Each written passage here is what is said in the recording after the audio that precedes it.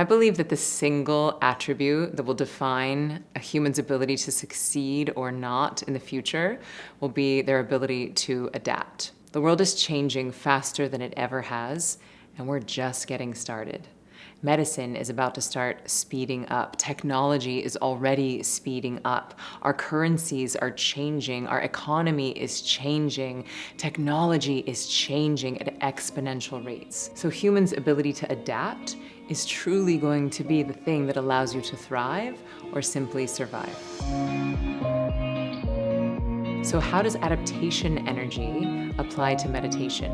And what is adaptation energy? I would define adaptation energy as your ability to handle a change of expectation. Adaptation energy is your ability to handle your daily demands. And here's the trick. When we run out of adaptation energy and then we have another demand, the artist formerly known as stress, then our bodies launch involuntarily into a fight or flight stress reaction. So stress is really not what's happening to us. Stress is our reaction to external demands. And the cool thing here is that you have the power to get your hands on the wheel here.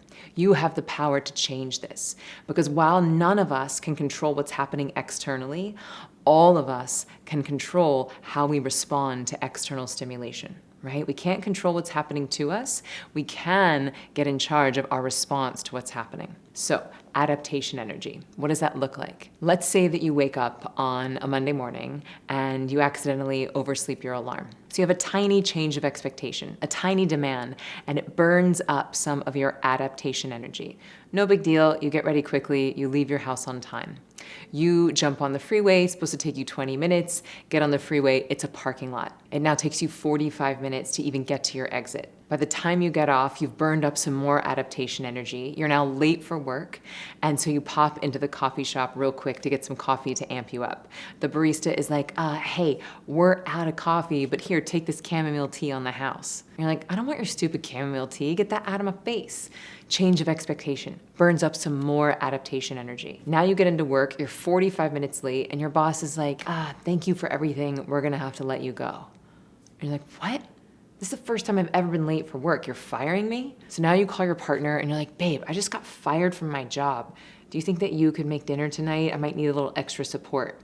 20 minutes later, your partner texts you back and is like, hey, thanks for everything. I'm gonna have to let you go. You're like, did you just break up with me via text message?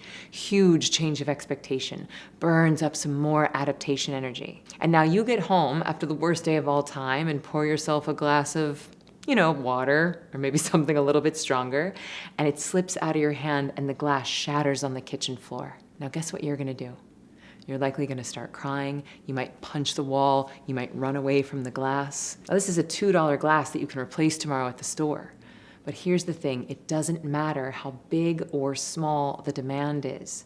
If you're out of adaptation energy and you have one more proverbial straw that breaks the camel's back, your body will launch involuntarily into fight or flight, whether you've read The 7 Habits of Highly Effective People or not. Y'all, we don't act in accordance with what we know.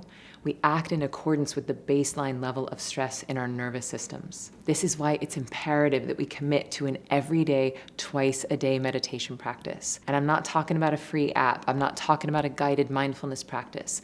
I'm talking about a tool that allows you to move beyond your realm of thinking and access this pure realm of being. I'm talking about a tool that will flood your brain and body with dopamine and serotonin so that you come out able to adapt to your life.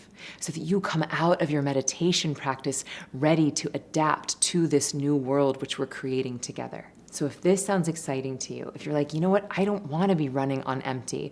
I don't want to be constantly losing my temper or having, disproportionately huge reactions to relatively minor upsets, then I would highly encourage you to find a meditation practice that resonates for you. Not one where you're torturing yourself trying to clear your mind. Not one where you're tethered to your phone and having someone else meditate for you. I invite you to become self-sufficient, to have a practice where you can close your eyes and come home to yourself regardless of what's happening around you. Because the more you can adapt, the more everyone else is going to enjoy being around you. The more that we collectively can adapt as a species, the more we're going to be able to create a world and a society that's going to be fun to live in. So if you haven't yet found a practice, it would be my honor to share Ziva with you. And if you have a practice, this is my urgent cry to you to commit. Every day, non-negotiable, come home to yourself so that we can adapt into a world that we would all love to live in together.